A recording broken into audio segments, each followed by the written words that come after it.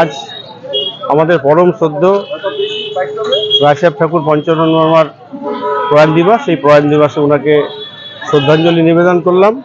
উনি রাজবংশী সমাজ এবং ক্ষত্রিয় সমাজের শুধু ধর্মগুরু নয়, ওনার যে চিন্তাধারা এবং ওনাকে নিয়ে অনেক কথা রয়েছে, ওনার চিন্তাধারা, ওনার আদর্শ, আমরা সবাই মিলে ওনার যে লক্ষ্য আমাদের সমাজের জন্য, সেই লক্ষ্য আমাদের পৌঁছে দিতে হবে এবং ওনার এই মহাপ্রয়াণ দিবসে ওনাকে আমরা শ্রদ্ধা নিবেদন করলাম।